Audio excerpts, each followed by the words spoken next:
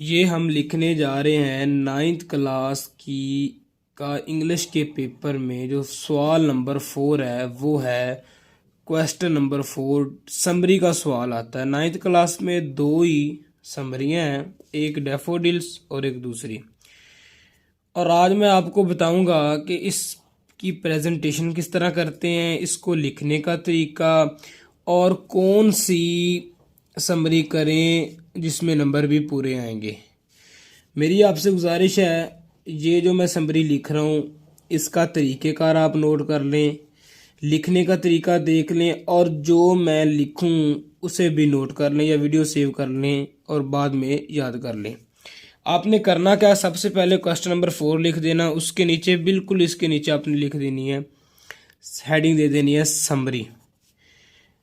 Writing लोगों की दरमियानी सी होती है, वो करते क्या है, जब पेपर नज़दीक आते हैं वो डिज़ाइन मारना शुरू कर देते हैं और जो उनकी राइटिंग होती है वो ख़राब कर लेते हैं। आपने करना कुछ भी नहीं, कोशिश करनी है राइटिंग अपनी ठीक करनी है।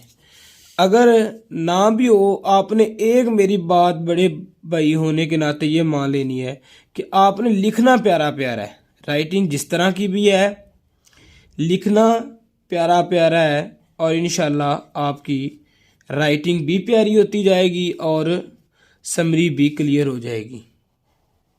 ये एक बड़ा अहम सवाल है, आपको पता है ये बार बार आता है और इसने आना ही आना है, क्योंकि ये दो होती हैं और एक आना है। ये 10th क्लास के लोगों के लिए भी बड़ी इंपॉर्टेंट है और 9th वालों के लिए भी ये बड़ी इंपॉर्टेंट है।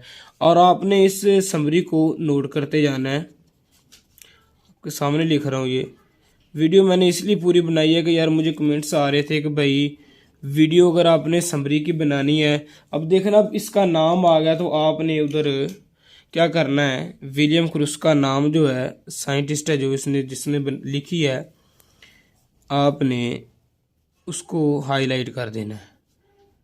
विलियम लिख दें, विलियम आगे आपने पूरा नाम लिखना, पूरा नाम लिख दें विलियम वर्थ।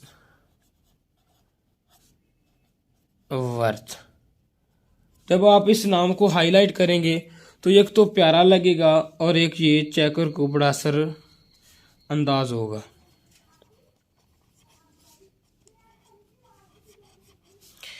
एक बच्चों की राइटिंग सही करने का एक ये भी तरीका है कि बच्चों की ना राइटिंग असल में ना ठीक नहीं होती। वो करते क्या, वो लफ्ज़ों को ना जोड़ के लिखना शुरू कर देते हैं। आपने थोड़ा थोड़ा फासला रखना है, आपको बता देता हूँ, 1 उंगली का, और लिखते जाना है और लफ्ज़ों को जोड़ना नहीं है। मैं लिख सकता था लेकिन मैं आपके लिए लिख रहा हूँ कि बच्चों की एक तो पता चल जाए, राइटिंग भी ठीक हो जाएगी और उनको समरी भी क्लियर हो जाएगी।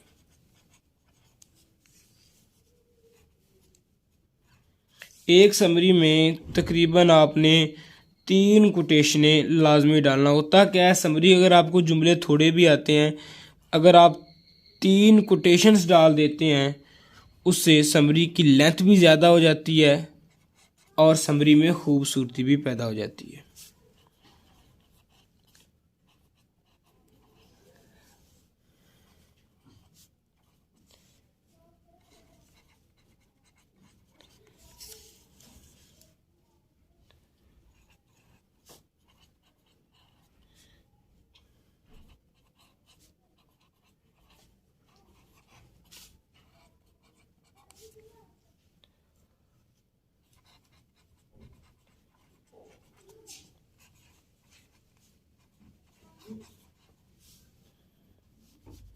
और ये आपने समरी जब मुकम्मल, इधर आपने एक कोटेशन लिखनी है, वो कोटेशन आपको मैं वो भी लिख देता हूँ कोटेशन के अंदर। वो कोटेशन आपने क्या लिखनी है, ये वाली कोटेशन लिख दें।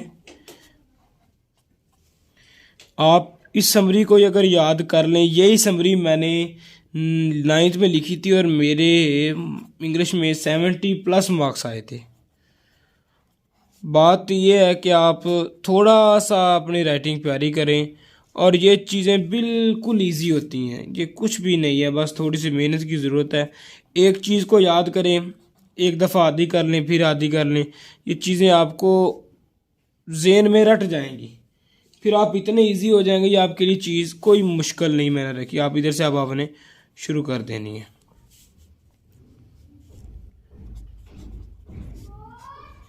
वो ज़्यादा ओवर राइटिंग वो कर तो मैं भी सकता था, लेकिन मेरे कुछ भाई हैं, उन्होंने मुझे कहा कि उसका कोई फ़ायदा नहीं होता। क्या है, वो बंदा बस डिज़ाइन मारने रह जाता है, नंबर मिलते हैं आपको लिखने के।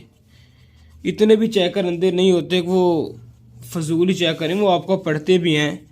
आपको कुछ मवाद भी होना चाहिए। कुछ जुमले हैं, ये टोटल मैंने सारी गिनती की है, 10 से 12 जुमले हैं सिर्फ।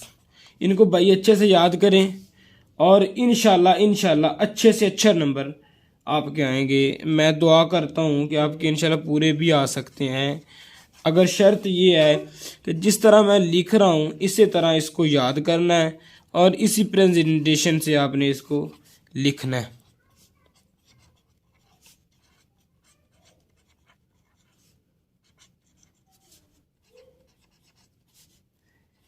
कहाँ से समझ ना आए, अगर कोई ऐसी बात पूछनी हो तो आपने कमेंट में ज़रूर मेंशन करना है, क्योंकि आपकी बातें जो मैं कमेंट से ही पढ़ सकता हूँ कि आपकी क्या राय है। अगर वीडियो पसंद आए तो मेहरबानी फरमाकर हमारे चैनल को भी सब्सक्राइब कर दें, क्योंकि ये हमारी पहली वीडियो है इस चैनल पर।